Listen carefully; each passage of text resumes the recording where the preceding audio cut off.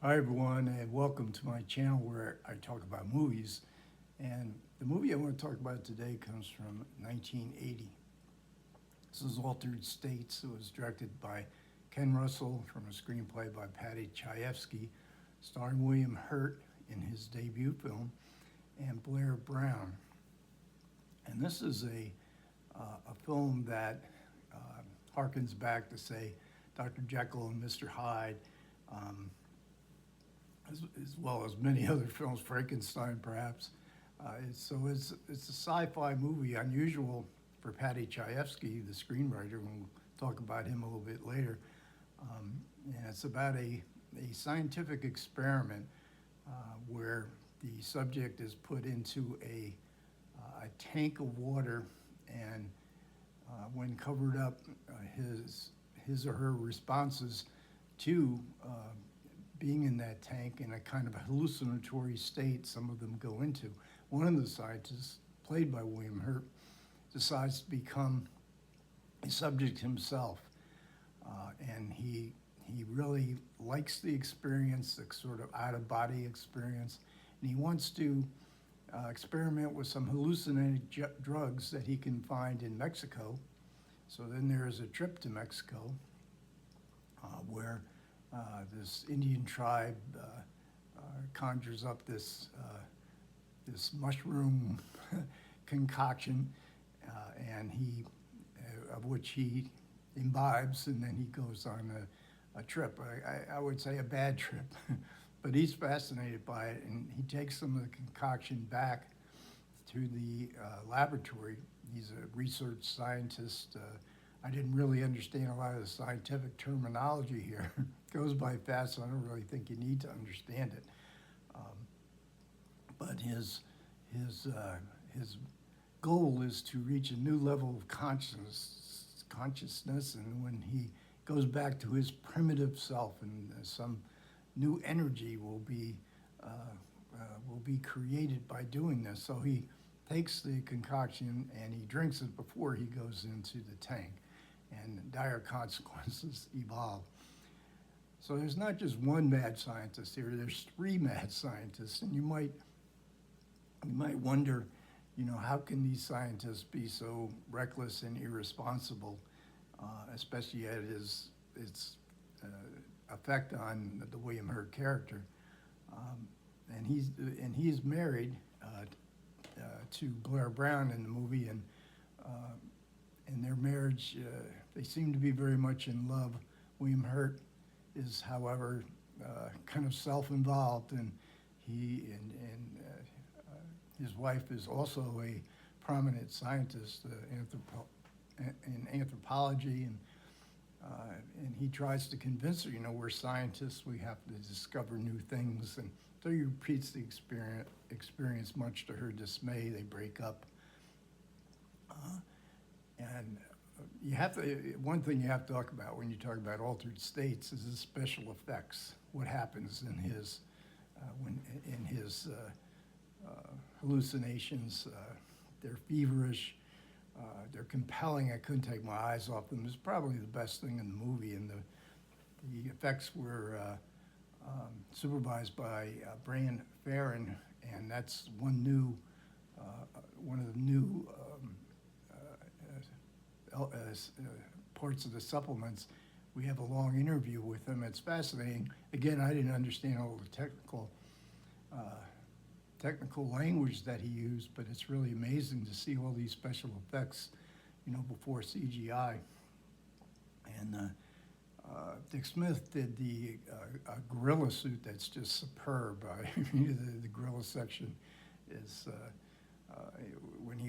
when this gorilla wanders around the zoo and meets other animals, and it was performed. It wasn't performed by William Hurt. It was performed by a dancer who gives a very very entertaining illustration of what a gorilla in a strange land how he would act. And I don't know who the special effects could be attributed to, the actual imagery. Was this Chayefsky? Was this Ken Russell? Of course, Russell is known for his extravagant visual imagination. Was it in the book? This is actually, Paddy Chayefsky had actually written a book from the screen adaptation that he handed to the studio, who encouraged him to make it into a novel. So there was a great deal of tension. The backstory, like with most Hollywood movies in particular, the backstory is fascinating. And Chayefsky's career was really like in two parts. In the 50s, he wrote a lot of television movies or television plays. Marty being the most significant, went on to be made into a film. He was the screenwriter of the film as well, won his first Academy Award, and the movie won Best Picture. And so social realism then gave way in 1971 to a sharply etched satire, the first one being The Hospital with George C. Scott, which is a very, very enjoyable movie. Diana Rigg is in that movie. And then Network, which is coming to the Criterion collection sometime early next year. And he won another Academy Award. So he won the Academy Award screenplay for The Hospital. So he had 3 Academy Awards. Well, by the time they came to Altered States, Chayefsky had the right to supervise everything. He would have to approve everything, and not a line of dialogue would be changed. So the original director here was going to be Arthur Penn. Penn and Chayefsky, they battled right from the start. So although Penn did quite a bit of pre-production work on the film, and he quit, saying that Chayefsky wrote great dialogue, but he had no sense of how scenes should be filmed. So they went through a lot of other different possibilities, and finally they settled on Ken Russell, probably because he had indulged himself in some wild fantasy scenes in his previous films, and that's what you needed here, is somebody who would be adept at doing that. But again, they clashed right away, and Russell did not like having to film every line of dialogue. And you see it in the tension that there's a lot of overlapping dialogue that's just thrown away, some of the scientific lingo included in that. Russell in interviews said that was Chayefsky's idea. That wasn't my idea. And the fast pace of the dialogue, you can barely keep up with some of the scenes. Some people said that Russell was intentionally sabotaging some of Chayefsky's dialogue that Russell didn't like. And there's an interview with William Hurt,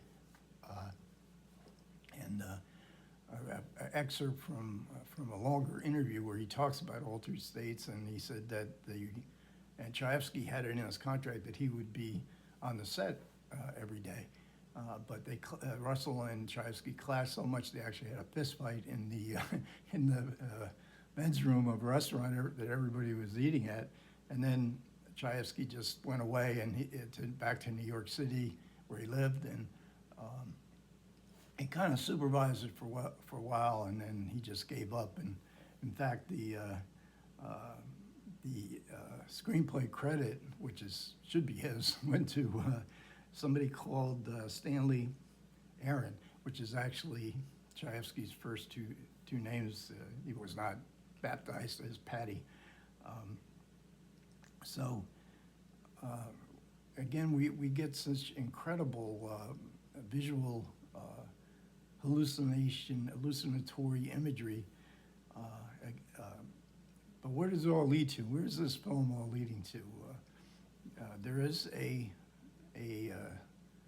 real emphasis on the love between Blair Brown and William Hurt in the film, and you could see it as a story about their love affair.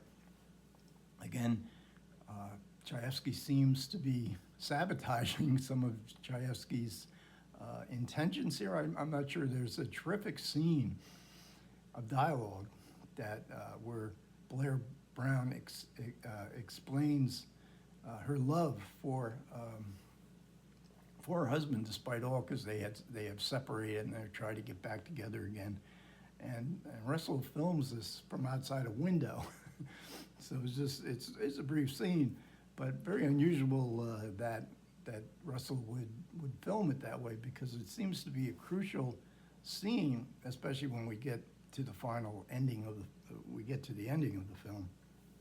And the same Sam Dagan, there's a brand new commentary on a Criterion in the Criterion Collection by Sam Dagan, who always gives good commentaries, and she really starts out strong here. At the end, she sort of leaves the film behind, and when she does what so many commentaries do, is give a rundown of all the films of minor characters that you barely see for a minute. I mean, you do see John Le Carre. I think this was his first film, went on to fame in Night Court. But she misses, I think, she doesn't even comment on the scene I just described, where Blair Brown, confesses or states why she is, why she's so in love with the William Hurt character, and she misses the ending. Now,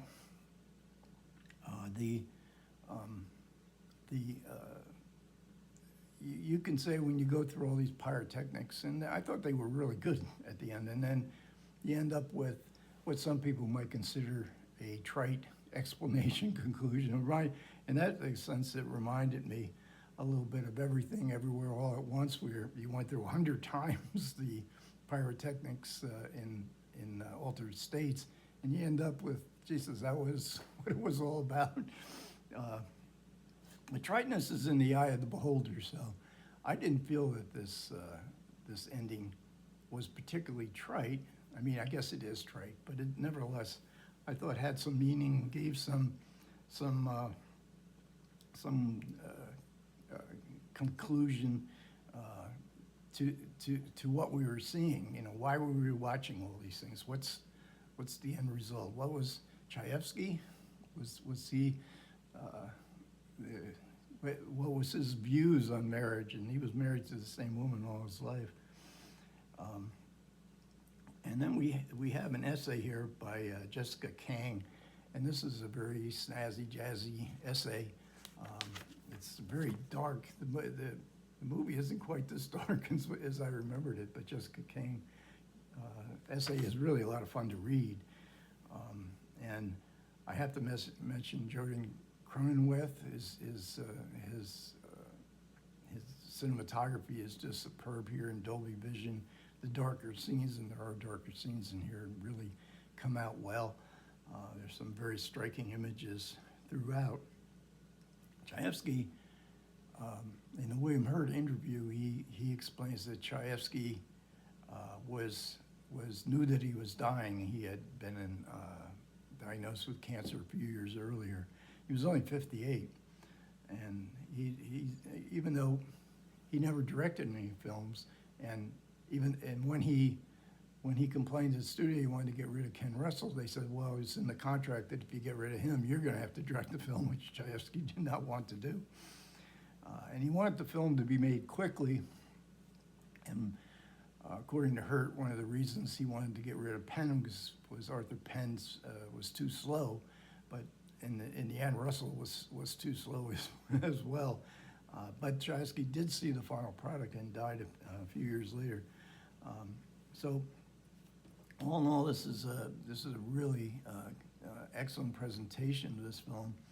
It's not a film that made much of an impression on me. At least it didn't make my top 10 of 1980. I went back. I still have my top 10s through a whole bunch of years. I think up to the mid 80s.